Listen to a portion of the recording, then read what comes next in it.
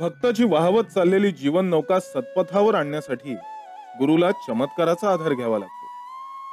त्यासाठी भक्तामध्ये आवश्यक ते शारीरिक आणि मानसिक बदल करण्याचे सामर्थ्य गुरुमध्येच असते। सुंदरे, तुझी ही हिम्मत!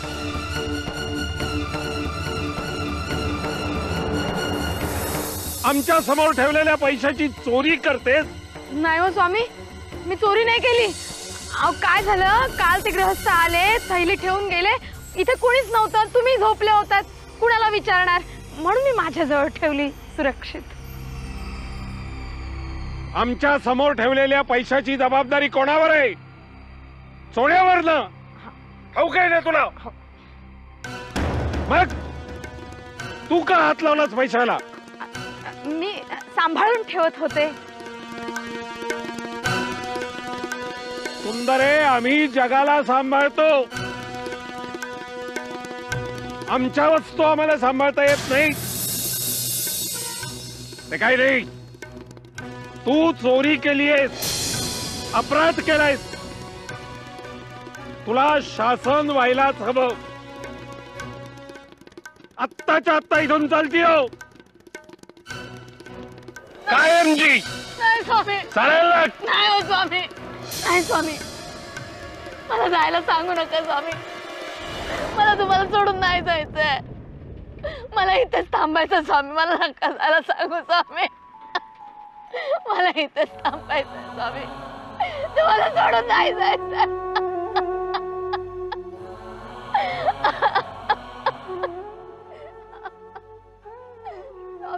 गप्प रहा। ठरवूनही आम्ही तुला आमच्यापासून दूर करू शकत नाही।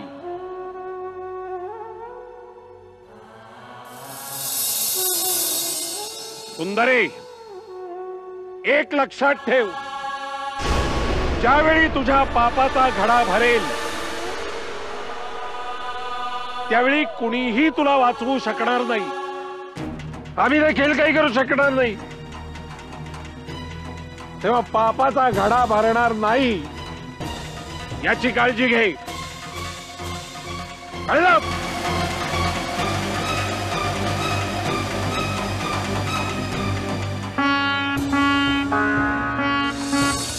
स्वामी कुठे आहेत?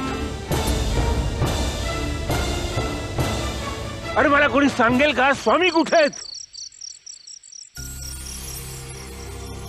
स्वामी इथे अक्कलकोटातच आहेत, नीट बघ।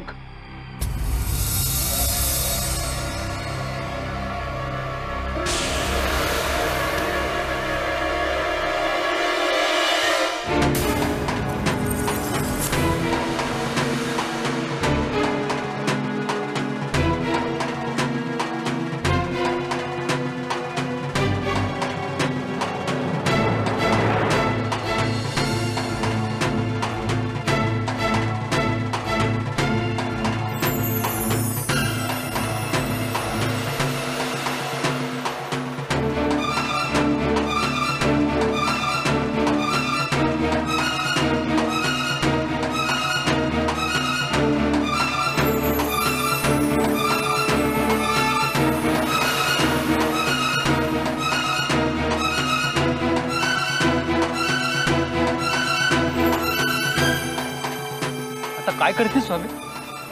काय की बा, पण याला धडा शिकवण्यासाठी स्वामींनी हे केलंय एवढं मात्र नक्की। बरोबरच केलंय, तरी स्वामीच्या वाटेला जायचं का? आता स्वामी याला या अवस्थेत किती वेळ ठेवतील हे स्वामींनाच माहिती। काय पटली का आमची ओळख? आम्ही कोण आहोत हे जाणून घ्यायची आस लागली होती ना तुला? आम्ही अल्लाह नाही आहोत असं म्हणणं होतं तुझं। बघ, आकाशाकडे बघ, चंद्र बघ। स्वामी स्वामी स्वामी मला माफ करा स्वामी, स्वामी मी तुम्हाला ओळखू शकलो नाही स्वामी, मला माफ करा स्वामी, मला माफ करा। स्वामी स्वामी मैंने आज तक कितने साधु संत देखे, फकीर देखे स्वामी, लेकिन ये नजर कुछ और ही है स्वामी। स्वामी आज तुम्हाला भेटून मला अगदी अल्लाला भेटल्यासारखं वाटलं स्वामी। खरोखरच समर्थ हे अक्कलकोटीच आहेत, इसमें कोई शक नहीं है स्वामी, कोई।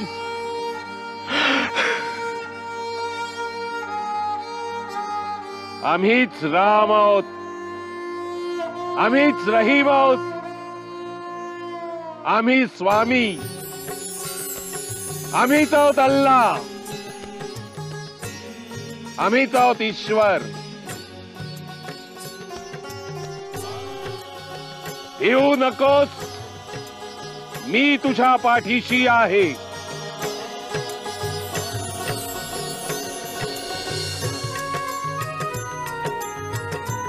स्वामींचा आजचा चमत्कार पाहून तुम्ही थक्कच झाला।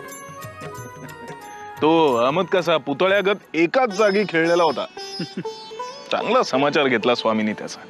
हो ना, बरंच झालं स्वामींनी त्याचं गर्वहरण केलं। चंद्रामध्ये साक्षात स्वतःचा चेहरा दाखवला स्वामींनी, आणि आपणच या ब्रह्मांडाचे स्वामी आहोत हे सिद्ध करून दाखवलं। अहो, अल्लाह काय, येशू काय आणि दत्तगुरु काय, परमेश्वर हा एकच असतो हे सिद्ध केलं स्वामींनी। तेव्हा कुठे त्या अहमदचे डोळे उघडले आणि स्वामींची क्षमा मागितली। आता पूर्ण स्वामीमय झाला असेल तो, अल्लाह बरोबर स्वामींचं देखील नाव घेत असेल। नाही, अहमदला उपरती झाली, त्याने क्षमा मागितली, स्वामींनी माफ केलं, योग्यच केलं। पण स्वामींनी सुंदराला क्षमा करायला नको होती, आणि ती सुद्धा उपरती निहो होता। तिनं निघून जाणंच योग्य होतं। स्वामींनी तिला उगाच इथे राहण्यासाठी परवानगी दिली। चोळप्पा, अहो, स्वामींकडे कुणी राहायचं आणि कुणी जायचं हे ठरवण्याचा अधिकार आपल्याला नाही, ते स्वामींना ठरवू द्या। आणि स्वामी जे ठरवतात त्यामागे निश्चित काही कारण असतं, आणि ते योग्यच असतं। सुंदराला उपरती झाली की नाही, तिने क्षमा मागितली की नाही, याच्याशी आपल्याला कर्तव्य नाही। हो, पण ती इथे असेपर्यंत आपल्याला एक पथ्य पाळायला हवं। कोणतं? आपण तिच्यासारखं होणार नाही याचं, आणि विशेष करून चोळप्पा तुम्ही आजकाल तिच्या प्रत्येक कारस्थानाला तुम्ही भुलता आहात। तिच्या बोलण्यात येणं, तिच्या आहारी जाणं हे योग्य नाही, याने खूप नुकसान होईल तुमचं चोळप्पा।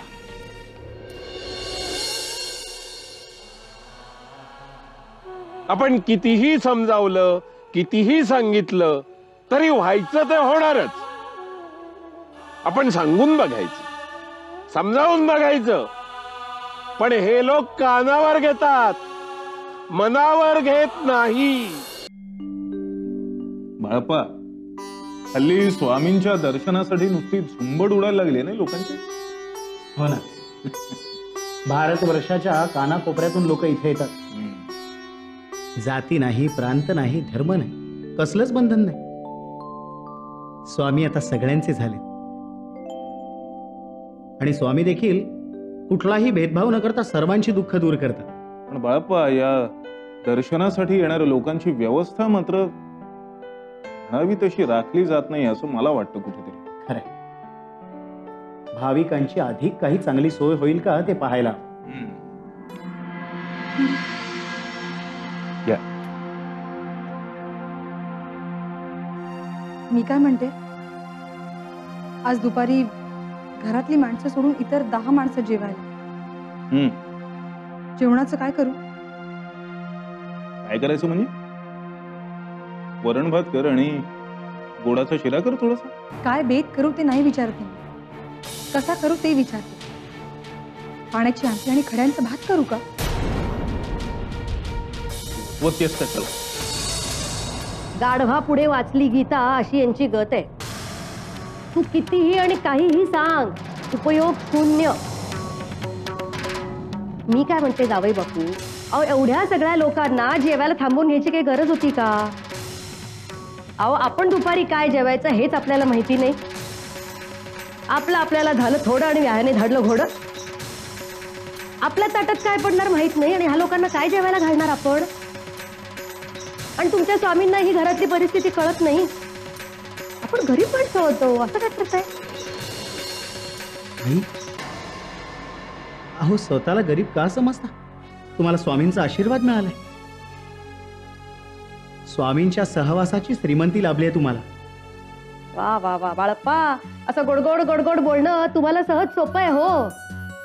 चांदीचा चमचा तोंडात ठेवून जन्म झाला ना तुमचा. तुम्हाला गरिबीचे चटके काय कळणार? अय्यो बाळप्पानं बोलताय तुम्ही? स्वतःची गडगंज संपत्ती सोडून स्वामींच्या सेवेमध्ये आयुष्य घालवण्यासाठी आलेत. पुण्या गण्या गणप्याला सहज शक्य होत नाही. हे बघा, बाळप्पांकडे सोडायला होतं म्हणून ते सोडू शकले. आपल्याकडे काय आहे सोडायला? आणि मी काही असं म्हणत नाही की आपण अगदी श्रीमंत व्हावं म्हणून. फक्त 2 वेळच्या जेवणाला आपण मोताद होऊ नये एवढंच माझं म्हणणं. काहीतरी उपाय करा आता ह्याच्यावर. नंतर स्वामींना म्हणा माफ करा म्हणा आम्हाला.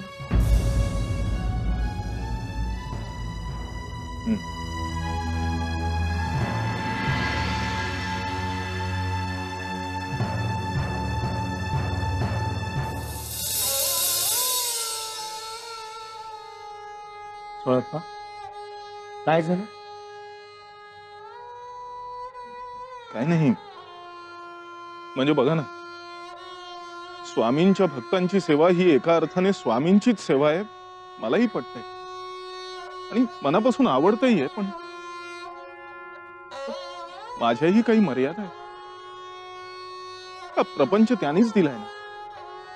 परमार्थासाठी प्रपंच वाऱ्यावर तर सोडू शकत नाही ना. स्वामींनी त्यांच्या भक्तांच्या भोजनाची आणि राहण्याची जबाबदारी माझ्यावर सोपवली. काहीच अनुचित नाही, तो अधिकारच आहे त्यांचा. अहो पण माझी पत्नी बोलते त्यातही काही चूक नाही. हेही पटतंय, तेही योग्य वाटतंय. कोंडी झाली हो माझी, द्विधा मनस्थितीत अडकलोय. अहो जिथे स्वामी आहेत तिथे काळजी किती तक धरणार. स्वामी सगळं जाणतात. अहो त्यांच्या इतक्या दूर दूरवरनं आलेल्या भक्तांचं दुःख ते निवारण करतात. मग तुम्ही तर त्यांच्या इतक्या जवळचे आहात. तुमचं दुःख नक्कीच दूर करते. तुम्ही नका काळजी करू, स्वामी सगळं ठीक करतात. अहो स्वामी समर्थ कुठे भेटतील? मी नारायण भीमाशंकरून त्यांच्या दर्शनासाठी इथपर्यंत आलोय. आपण मला काही मदत करू शकाल का? नक्कीच. चला आम्ही स्वामींकडेच निघालो. या चला.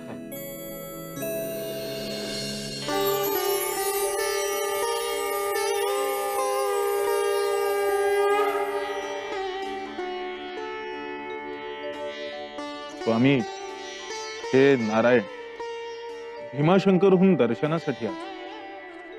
स्वामी स्वामी स्वामी स्वामी आपलं दर्शन झालं, मी धन्य झालो. नारायणराव, आता आला आहात तर लगेच परतू नका. काही दिवस आमच्यापाशी राहा. सोळ्या, नारायणरावांना घरी येऊन जा आणि त्याची राहण्याची आणि जेवणाची व्यवस्था कर. स्वामी कसं सांगू तुम्हाला? अहो यांना घरी घेऊन गेलो तर बायको शिंगा करेल आणि तुम्हाला नाही तरी कसं म्हणू? ती व्यवस्था करायची. अहो पण कशी? घरात थोडाही शिदा शिल्लक नाही.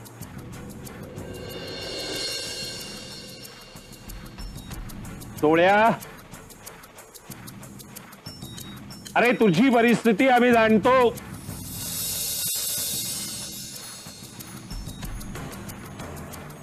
धनाजीराव, तुम्ही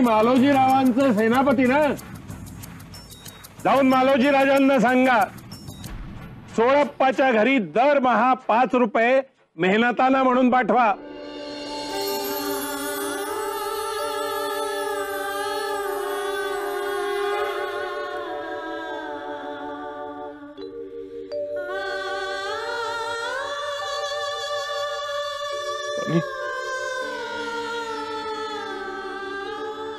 स्वामी आपण कृपाळू आहात, कनवाळू आहात. अहो मी न सांगताच माझी अडचण दूर केली तुम्ही. अरे तुझ्यापेक्षा आम्हाला तुझी काळजी अधिक आहे.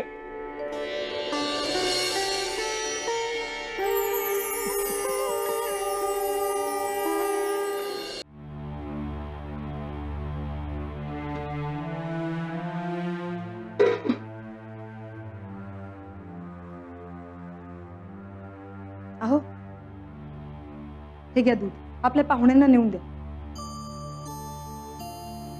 ते काय आज सूर्य कुठे मावळला? पश्चिमेलाच ना? नाही म्हणजे तू शांतपणे काहीही कटकट न करता मी सांगण्यापूर्वीच हा दुधाचा पेला माझ्या हाती आणून दिलास? मला वाटलं तू रागवली असशील, तुझ्यावरचा भार आणखी वाढला म्हणून. स्वामींनी आणखी एका पाहुण्याला घरी राहायला बोलवलं ना? आता कशाला रागवे? स्वामींनी स्वतः त्यांच्या भक्तांच्या आदरातिथ्याची सोय केली ना. फार बरं वाटलं की स्वामींनी मालोजीरावांना आपल्याला दर महिन्याला 5 रुपये मेहनताना द्यायला सांगितलं. पाहिलंच ना, स्वामीच सगळी काळजी घेतात. कधी कधी तर मला फार अपराधी असल्यासारखं वाटतं. मी स्वामींसाठी साधं काही सुद्धा करू शकत नाही, पुरा पडतो. पण मग मनात विचार येतो की स्वामींसाठी काही करणारा मी कोण? स्वामीच सेवा करून घेतात. खरं सांगू का, स्वामींची सेवा करायला, त्यांच्या भक्तांची उठबस करायला माझी कधीच ना नव्हती. आता तू सांगतेस, पण मी कायम सांगत होतो स्वामींवर विश्वास ठेवा. तुम्ही न सांगताच तुमच्या व्यथा, तुमची दुःख स्वामींना कळतात आणि ते नकळतपणे परस्पर त्या सोडवतही असतात. पण तू कानावरच घेत नव्हतीस. बरं बाई, चुकलं माझं. पण आता पटलंय ना. बरं जा आता बाहेर लवकर, पाहुण्यांना दूध द्या, नाही तर गार होईल.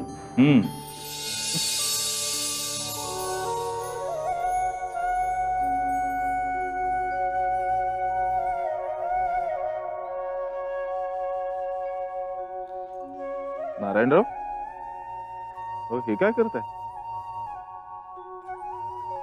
शिवलिंग बनवतोय. रोज रात्री एक शिवलिंग बनवायचं आणि पहाटे त्याची यथासांग मनोभावे पूजा करायची.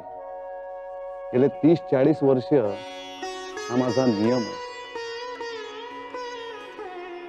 मला वाटतं की याच माझ्या सेवेचं फळ म्हणून महादेवानं माझी आणि स्वामींची भेट घडवून आणली. माझं आयुष्य सार्थकी राहिलं. तुमची सेवा तर सफल झाली, पण तरीही तुम्ही हा तुमचा नेम. होय, याच माध्यमातून महादेवानं मला उपकृत केलं. त्याचे हे उपकार स्मरण्यासाठी मी आजन्म हे व्रत सुरूच ठेवणार. माझ्या जीवात जीव असेपर्यंत मी शिवलिंग करत राहणार.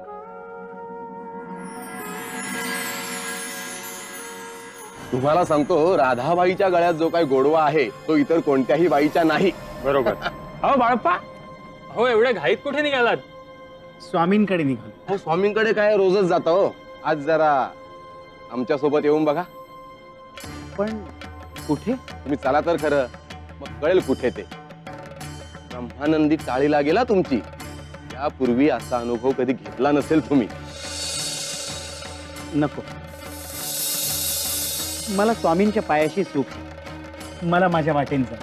अहो तुम्ही तुमच्या वाटेने जाच हो, पण एकदा आमच्या रस्त्यावर 4 पावलं टाकून तर बघा. अहो स्वर्गानुभव काय असतो हे कळेल तुम्हाला. अहो पण नाही नाही, आता पण नाही की परंतु नाही. चला बरं तुम्ही. चला चला चला बाळप्पा, एकदा पहा तरी या पृथ्वीवर तर स्वर्ग काय असतं ते.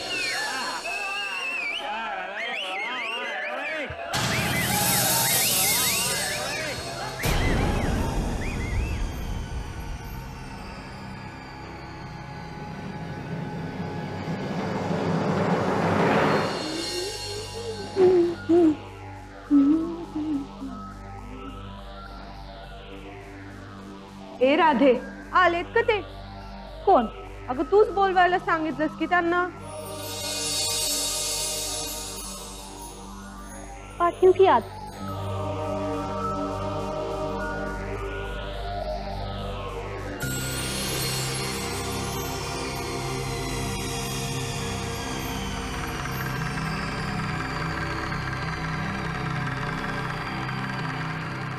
काय पाहुणं, कसं काय वाटलं आमचं नाच गाणं?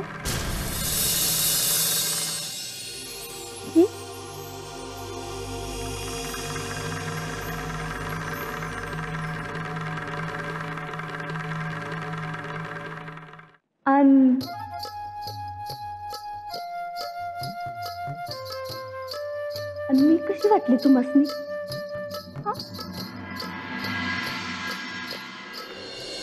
माझी आदा घायल करते त्याने.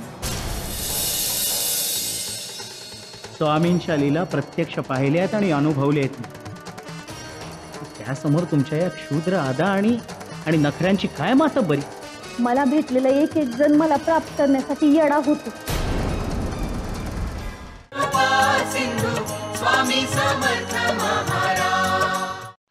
बरं राहू दे. नाच गाणं कसं वाटलं ते तरी सांगा.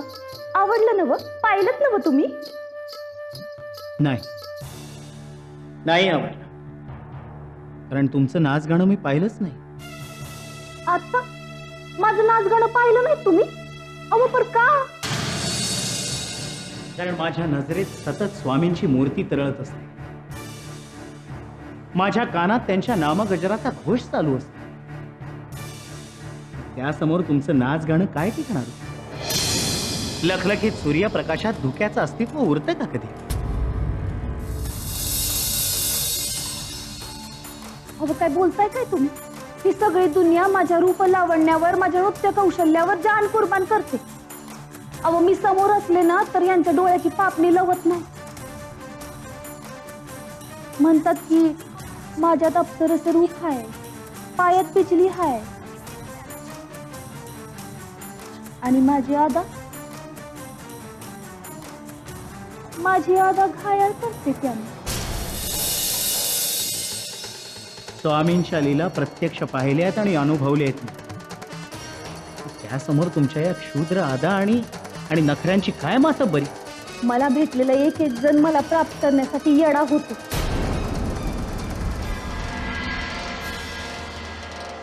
मला सांगा, मनोमन माझी अभिलाषा वाटली असेल ना तुम्हाला बी? कबूल करा की. असं काय? कबूल कर की माझ्यासारख्या जपात रमणाऱ्या माणसाला तुमच्या सौंदर्याचं आमिष जरा देखील भूल घालू शकलं नाही.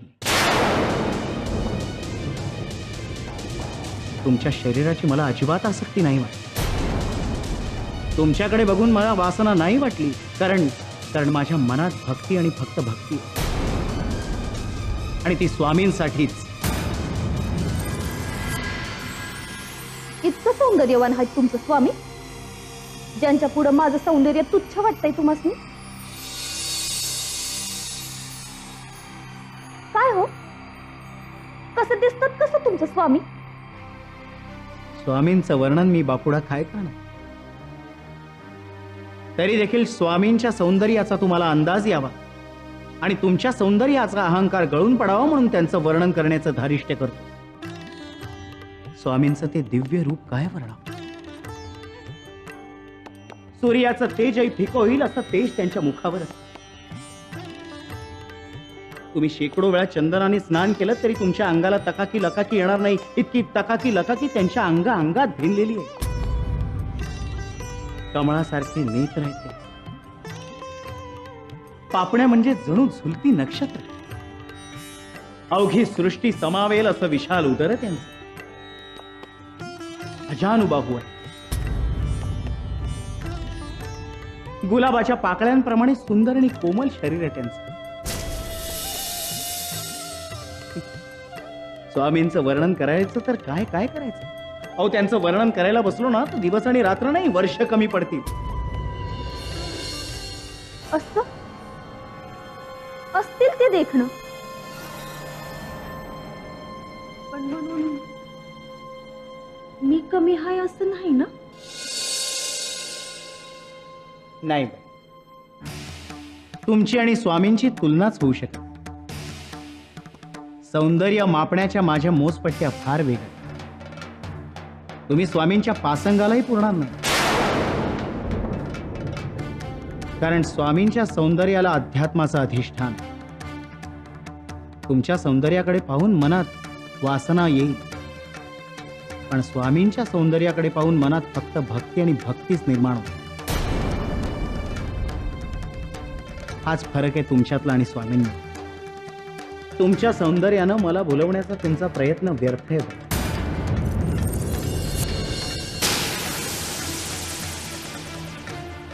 मी आता तनामनाने स्वामीमय झालो. माझ्यातनं आता स्वामींना वेगळं करणं केवळ अशक्य.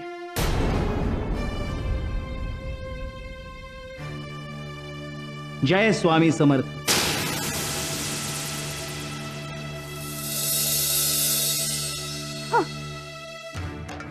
स्वामी समर्थ. बघितलंच पाहिजे या स्वामीला. अरे माझ्या सौंदर्याच्या जाळ्यातून भलं भलं सुटू शकलं नाही. स्वामी काय चीज आहे? हा कसं काय अलिप्त राहू शकतो? त्या माणसांच्या डोळ्यावर स्वामींची पट्टी बांधली, ती जर नाही उतरवली तर नावाची राधा नाही. ओम नमः शिवाय. ओम नमः शिवाय. ओम नमः शिवाय. ओम नमः शिवाय. ओम नमः शिवाय. ओम नमः शिवाय. ओम नमः शिवाय. ओम नमः शिवाय. ओम नमः शिवाय. ओम नमः शिवाय.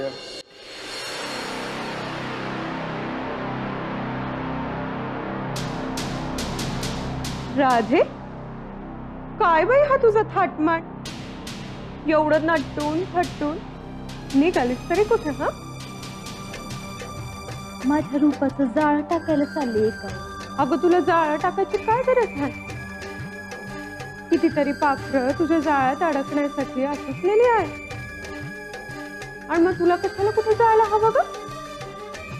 खरं आहे तुझं, पण जायला तर पाहिजेच ना.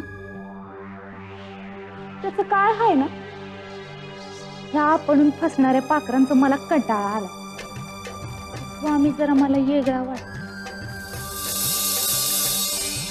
जरा बघते हाय तरी कसा तो. अगं काल त्या माणसाने केवढं वर्णन केलंय त्याचं, मला बी बघायचंच आहे. कोणता एवढा पुरुष मदनाचा पुतळा आहे तो? जरा आज नव्हते कोणाचं सौंदर्य जास्त सरस आहे ते. फक्त तेवढं नाही, फक्त तेवढं नाही. त्या स्वामीला मला नामोहरम करायचं. अगं मला घडवताना त्या विधातानं खास मेहनत घेतली आहे. माझ्या अंग प्रत्यंगात एक आव्हान आहे.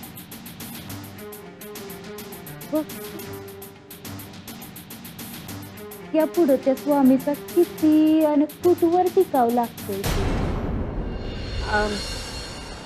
काय का सुंदर आहे? काही विचारायचं आहे का? हो अगं मग विचार ना.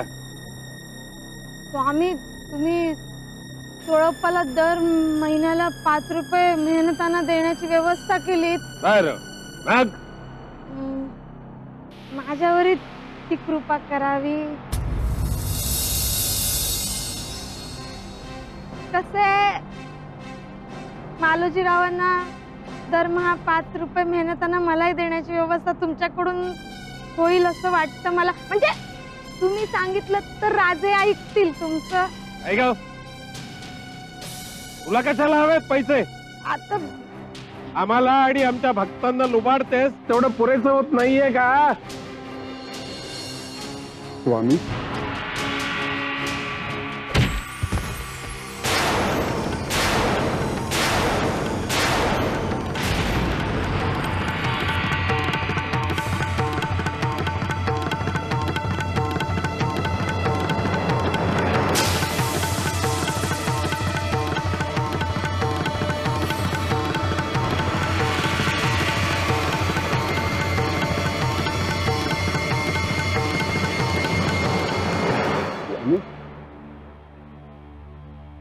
स्वामी असं काही चुकलं का? काही चुकलं का? काय रे, तू स्वतःच अगदी मग्न असतोस. आजूबाजूला काय चाललंय त्याची तुला फिकीरच नसते. सकाळी पूजा करत होतास त्यावेळी आम्ही जातीने तुझ्या बाजूला कितीतरी वेळ उभे होतो. तू आपला स्वतःचाच मग्न. आमची तुला काही परवाच नाही. स्वामी स्वामी स्वामी क्षमा करा. स्वामी क्षमा करा. चूक झाली माझ्या हातून. स्वामी मी शिवलिंगाच्या पूजेत आणि नामस्मरणात एवढा मग्न झालो होतो की माझं तुमच्याकडे लक्षच केलं नाही. स्वामी रे, कुठून आणलंस ते शिवलिंग? स्वामी स्वामी मी स्वतःच्या हाताने शिवलिंग बनवतो. काय, तू तुझ्या हाताने बनवलं शिवलिंग? होय स्वामी, मी स्वतःच्या या हाताने शिवलिंग घडवतो. खोटं बोलतोयस तू? नाही स्वामी, मी खरंच सांगतो. नाही नारायणा, तुझ्यावर आमचा विश्वास नाही. तू आत्ताच्या आत्ता आमच्या समोर शिवलिंग स्वतःच्या हाताने बनवून दाखव, मग बघू. स्वामी स्वामी मी आत्ता या हाताने शिवलिंग बनवतो.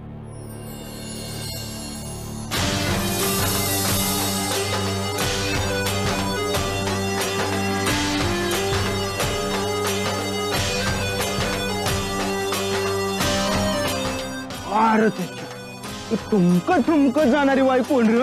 अरे ही ती राधा. ती गावागावात ते तमाशा करत फिरत नाही का? अरे नुसता तमाशाच नाही, मग अरे ती स्वतः आधी नाचते आणि मग दुसऱ्याला स्वतःच्या इशाऱ्यावर नाचवते. अरे मग अरे मी तिची कीर्ती लय ऐकून आहे. अरे तिनं गावाच्या गाव उद्ध्वस्त केले तिनं.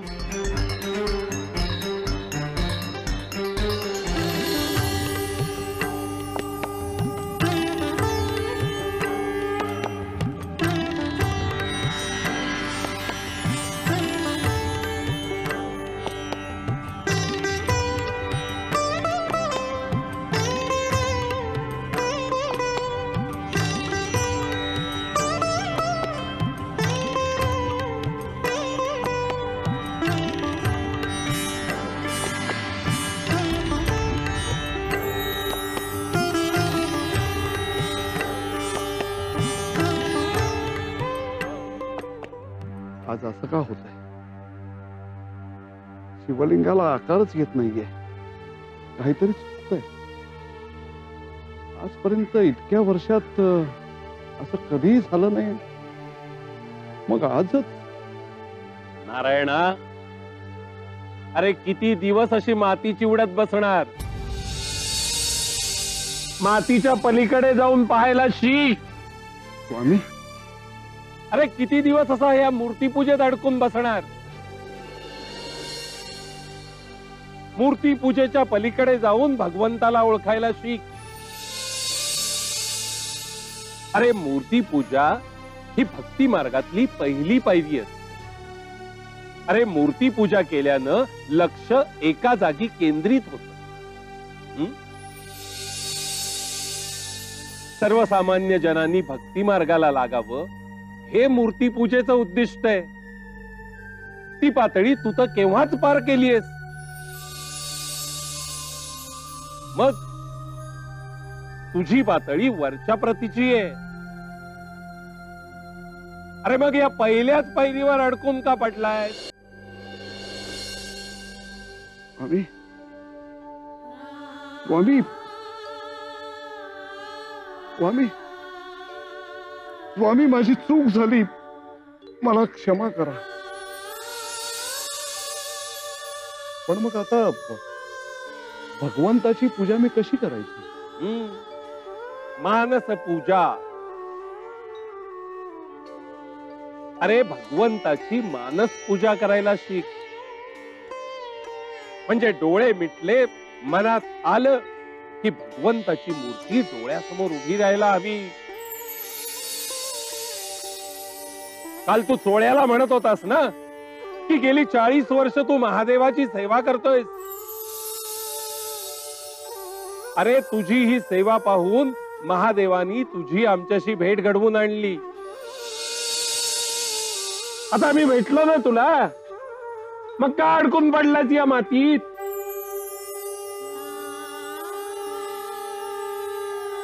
स्वामी, आजपासून मूर्तीपूजा बंद. आता आजन्म फक्त तुमची सेवा करणार, तुमचंच नामस्मरण करणार.